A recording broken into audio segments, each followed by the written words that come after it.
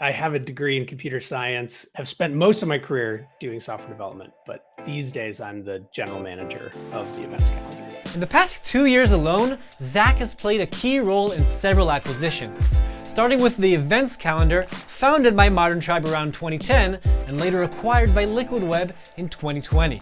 Following that merger, he's participated in the evaluation of their most recent acquisitions as a member of the Liquid Web M&A team, alongside well-known WordPress figures like Matt Danner and Chris Lema. I'm very interested in this merger and acquisition space in WordPress. I had done a couple small ones while part of Modern Tribe.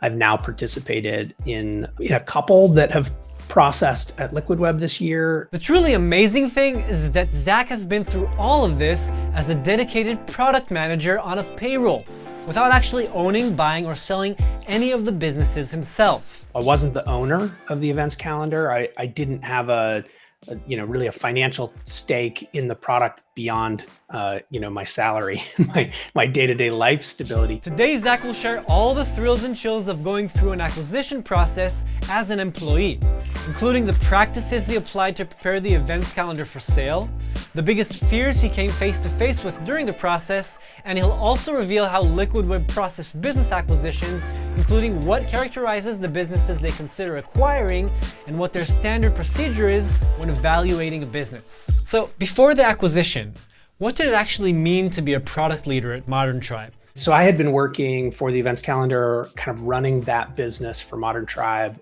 for just shy of 6 years.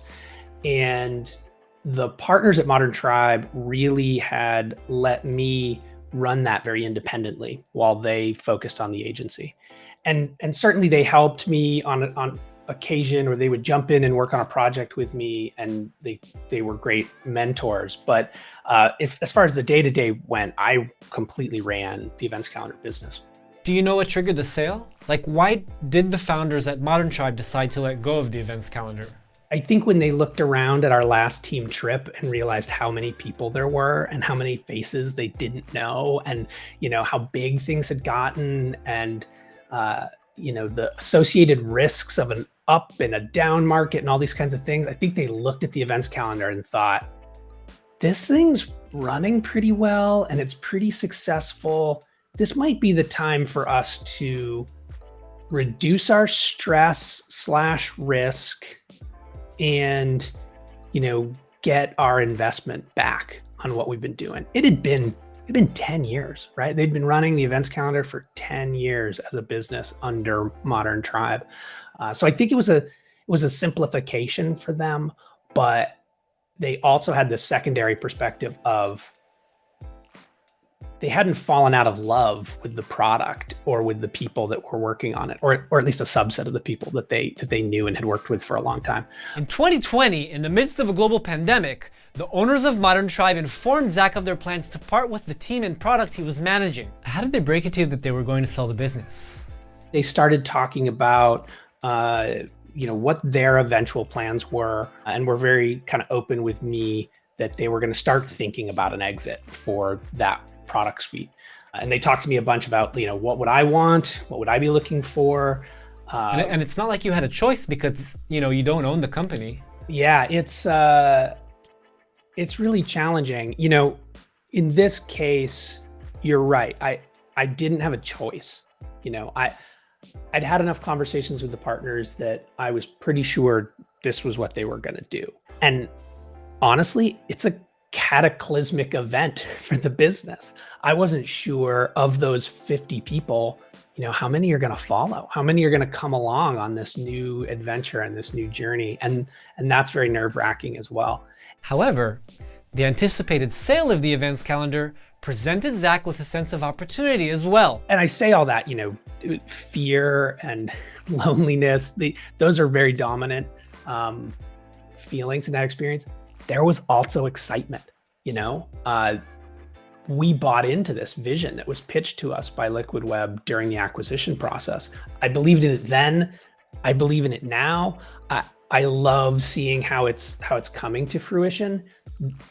That excitement definitely was a core thread that helped pull us through that whole process, because it's a lot of work. It's late nights, it's spreadsheets, it's opening your business to so much deep inspection. And every decision you've made, like, why do you do it this way? How come you process things this way? It's like, well, we've had this business for 10 years. Like, some of these decisions, they evolved. This was not designed. What aspects of the company were put under question in particular? One of the biggest ones for sure would be we have a SaaS-based product called Loxy that we have struggled to find market share for, just being really transparent. It has not grown in the way that we hoped it would. And we've invested a lot of money in trying to build this product. We've got it more or less in maintenance mode now. It's pretty stable and doesn't cost us a lot to run.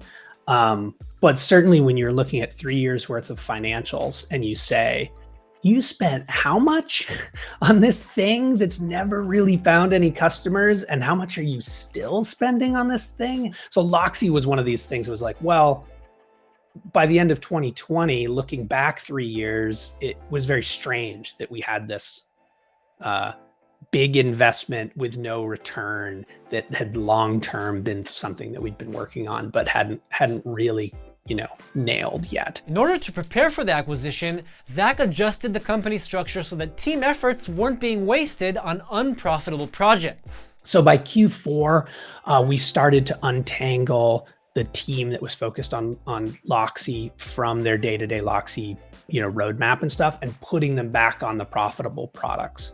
So by the time we closed, we actually had done a reorganization that made Loxy very formally in maintenance mode and not something we were spending a lot of day-to-day money on, which was helpful in being able to have those conversations and say, well, no, this person's not spending 70% of their time on a product that's not making any money. They're spending their time over here. And that's also a decision you made for the benefit of your team, right? Because another owner could just say, okay, this project isn't profitable, we're shutting this part of the company down. Yeah, I think everybody needs to think about what they're trying to achieve from an acquisition. You might go into that acquisition and think, I'm done with this product, right? I've been working on this thing for a long time. I'm done. I'm the founder. I want to get as much money as I can get from it so that I buy myself some runway to go build my next thing. And I've participated in 2 other acquisitions where that was the case. That's one option. Sometimes a buyer just wants to get as much cash as they can, and they're looking for the top bid, and they don't really care what happens post close. Sometimes a buyer wants a new fun thing to do. Honestly, they're using an acquisition kind of as an acqui-hire, and they're maybe they're going to move into a VP role at a new business, doing new bigger things than what they could do in their small. So I think every buyer knows I'm trying to buy this business, and this is why it makes sense. Yeah, I totally get it. And like, what else would characterize a buyer for the events calendar that wouldn't just come in and milk the company for cash? Well, for one, they needed someone who had enough money, because the events calendar is a larger business. So you weren't looking at small buyers. They also needed someone who understood WordPress, I think, because if we were going to sell to a business kind of outside, an outside capital investor or something like that, that was going to be very disruptive to our roadmap. They were looking for someone who was going to kind of continue our growth trajectory. They were also looking for a buyer who, to as much of an extent as possible, was going to keep the team together, because honestly, this is the open source marketplace. The biggest value in buying a business like ours is the people. A buyer who was going to try to take us apart, or might be putting us off on other projects, was not going to be the right path for the events calendar. And then how did that play out? Because oftentimes, there's quite a gap between your envisioned goals and the outcome, Well, while you're going through that process, one of the things you definitely can't do is spook your team. As a company, you can say, we're looking for an opportunity that's going to support every single person that works for this company. And we're going out and we're going to find a buyer that's going to do that. But not everybody just implicitly believes management. The events calendar, its success is based on having this wonderful, thoughtful team with deep experience and great skills. And if we had started seeding uncertainty in early 2020, we probably, would have had a lot of extra stress on all of those folks, which we didn't want to give them. So it was the partners at Modern Tribe and me who knew what we were doing up until about 2 weeks before we finally closed a deal. Can you imagine going through one of the biggest transitions in the life of your business and having to keep it all a secret from the people you operate with on a daily basis? My day-to-day was with my team, but there was this really large thing that was happening that we couldn't talk about. And once we were like, yeah, we're going to move forward with Liquid Web, then it got really kind of challenging. Sounds nerve-wracking. What were you most afraid of? My biggest fear was that a new buyer would come in and fundamentally change the culture and the way that my team worked. I think the culture we have is pretty unique. I think that's true for every business that's successful. They end up developing a unique culture. And Liquid Web's history is they all worked in an office in Michigan. And certainly they have growth and they've got plenty of people working remotely, and COVID forced even more people to work remotely, and businesses they've bought or distributed. So they have some familiarity with that. But fundamentally, their cultural core is a group of people who work in an office. And that's not our cultural core. Our cultural core is people who work all over the world and have all these different cultures and are international and US, and some are contractors and some are full-time employees and some are part-time. It's like everybody's got this different, unique custom relationship with us, but all feel like they're part of something. So holding those loosely joined people together, right? And we weren't going to announce this acquisition in a room of 50 people. We were going to announce this in a Zoom room of 50 people, and they were going to have to buy into the journey, believe that we were going to be bigger and better than we were, but also exactly who we were. And like, on the flip side, were there opportunities, like what were the opportunities to grow? Honestly, the conversation we had with Liquid Web was immediately interesting. They wanted kind of the structure we had at Modern Tribe, where the events calendar would continue to operate kind of as an independent business under the heading of another business, but suddenly I would have a peer in Matt Danner and the iThemes crew, where we could talk strategy with each other, we could cross-sell each other's products, we could collaborate on things that were bigger than us individually wanting to solve. Cool. I mean, wow. I mean, it really makes you feel good to hear it played out so well. Yeah, me too.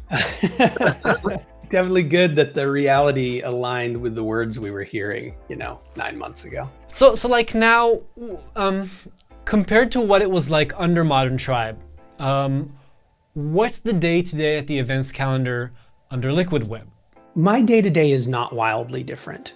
I joked with my team that when we came across, I was the only one who was getting a new boss, because that was kind of how it was pitched to me. I was going to go from reporting to the partners at Modern Tribe to reporting to Joe Osterling.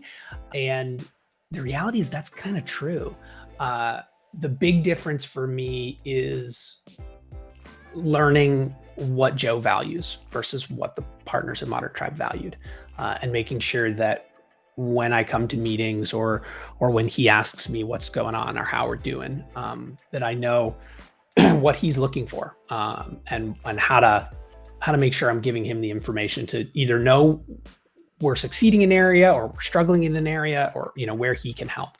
But he allows a lot of independence in our teams. So for me, not a ton of difference beyond some of the new opportunities to talk cross-brand. I will say, having a peer in iThemes and now Give, etc., Matt Danner has been like a hugely positive addition to my life.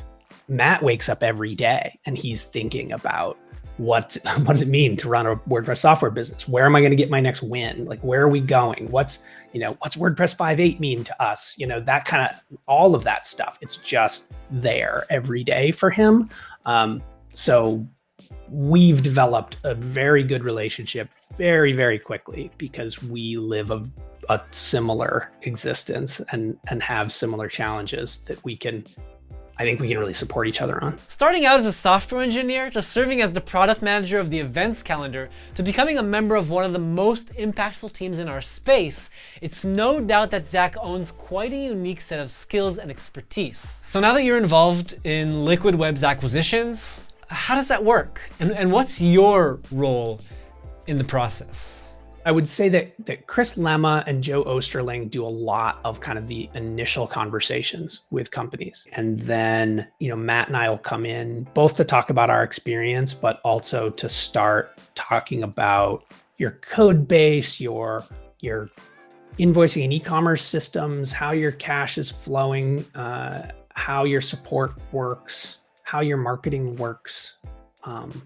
All of this kind of stuff, right? We're going to evaluate that very, very detailed. And then, Matt and I kind of think of that process as, if this seller was hit by a bus the day after we closed this deal, do we know enough about the business that, we could pick it up and keep moving it until we found someone to take over? Not that we ever intend to in most of these instances, but that's kind of in the back of our head. Like, are we getting to enough detail? And that's also, honestly, it's kind of a nice, if done properly, it's a nice intro process where you can sort of start to develop a relationship. So given your current perspective, say I'm a founder and I want Liquid Web to consider my company for an acquisition, what do I need to have? I think you have to have your books in order. I'll say we've had deals where we start to talk to a potential seller who's got 15 bank accounts in 7 different countries, and they're running their money in this really strange way. And it immediately becomes like a spaghetti conversation. And we're like, you know what? Actually, maybe this is too complicated. Like, we have a very big, complicated finance team, but whatever you're doing here is really strange. Having good documentation about how your money flows, what your sales have been for your, by product, by month, for, I don't know, we're usually looking for 2 to 3 years, but we're looking for people who kind of have it together. Okay, so that's on the finance side. And in terms of, product, team, users, what do you look at? Do you have good code processes? Do you have good processes around support? We're not looking to buy products that people hate. We want to buy products that people love. So you've got to have your support kind of figured out. In general, I think we're looking for people who kind of understand what they have and have been, running a business that's growing at a good clip, where we can come in and either, sometimes what we're doing is we're taking the burden off of them growing to the next level. Sometimes you're an independent founder, you've maybe hired 2 support people and a contract developer, but now you've reached a point where I got to go hire a marketing person. I got to go hire 2 more developers. My support team, I can tell, is going to grow by, 3 or 4 people in the next year. And all I'm going to do is hiring. Like, that's all I'm going to do. I need someone to come in and help with that. Like, that can be a really good fit for us, where it's like, okay, you're struggling with scale. We know how to scale. We've got big businesses here that are doing their thing. And then Liquid Web itself is even bigger. So, scale is not something that worries us. Like, is that what your challenge is? Do you have this great growth path, and what you need is someone to help you with scale? Like, awesome. That's a perfect fit for us. You mentioned development processes. And this is something you can say because you're a software engineer, right? What's most important when writing code? if you've got a couple of devs, three devs, are you reviewing each other's code? Do you have code standards? Are you doing automated testing? Are you building a product that's going to last?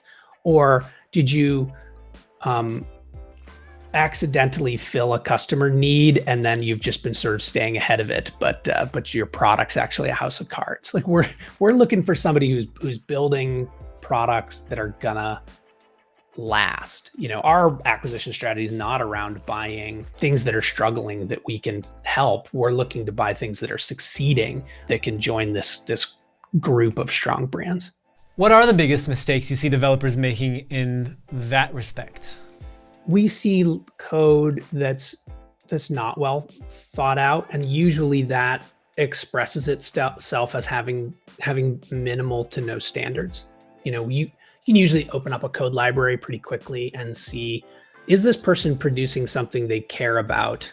Are they using consistent, function names and spacing and brackets? Like, are they doing appropriate escaping of their variables when they output them to a customer and a user? Is their software ready to be translated? Is it following WordPress standards? Are they putting in, actions and hooks and filters, these kinds of things? Like, are they building a product that is going to be something that can hold up to growth? Or is it more amateurish? And I will say there's often a very big difference between someone who's working alone on a project versus someone who's worked in a team. When you're working with 2 or 3 other developers, you're kind of forced to have standards. Because you don't want a section of your code to be like, oh, Sally wrote this section of the code, I can tell. Like, ideally, you want all your code to look like your business's code and not like an individual's code. And then, second to that kind of standards piece, it's great when we start seeing automated testing being put into place, because it means, again, this is something that can grow. We like when good object-oriented practices are being used. And part of that is because when you're doing it correctly with those kinds of practices, you're going to be able to test it more easily. You're going to have these individual components that can be tested. So that's kind of high level. It's deep technical, but for any developer listening, it's kind of like, well, okay, those should be obvious. At what stage of examining an acquisition do you come in and review the code? Let's take Give, because it's a real acquisition we did. As soon as someone said, hey, we're thinking about buying Give, it was like, okay, let me go download. We go download Give. Let me open up their plugin. Let me see what they're doing. Oh yeah, they've got some automated testing. Oh, look, they're using object. Oh, and they've got PHP code sniffer rules in place. Like they clearly are caring about their code. All right, cool. And then late in the process, we're going to dig deep. But honestly, if it doesn't pass that like sour milk sniff test right out of the front, we're going to be like, Chris, if they're fire sailing their product, maybe we're interested, but probably even not then. So I don't know. Don't push them too hard. Can founders reach out to you to examine a potential acquisition? Yeah, I think we're open to any conversation. If someone has a product and they're like, I wonder if Liquid Web would be interested in our product, find one of us. Message me or Chris or Joe or Matt or Devin on Give. Any of us are having those kinds of conversations regularly. And 90% of the time the answer is no. Because we can't buy everything. That would be insane. But if you're interested, reach out to one of us. And what typically characterizes a product that will, align with your strategy? First of all, technology, we're looking for WordPress. That's our software interests are in the WordPress space. Secondarily, if you go to stellarwp.com, which is, again, our umbrella brand, you'll see that we kind of have this tagline right now, and that brand's new, and we'll probably keep playing with taglines and things. But right now it says plugins that propel business. We have a tickets product, and people are selling tickets, and businesses need to tell people about the events they're running.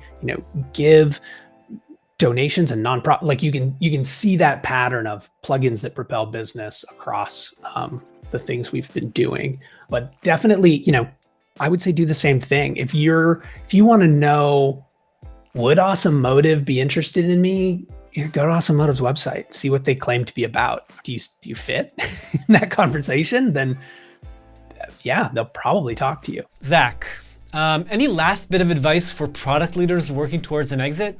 In my head, there's a million little things. It's just how I end up thinking about this stuff. But I think knowing your financials is a really key component to all of this. Where are you spending money? Where are you earning money? Are you profitable?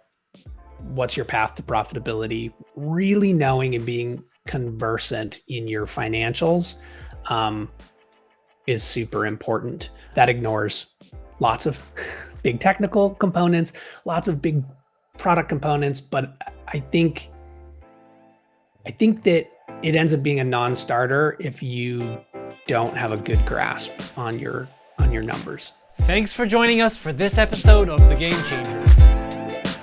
The reality is that you're going to exit your business someday. Just accept it. I'm buying companies I know with people I know and being able to help them benefit from an acquisition. That's a lot of fun.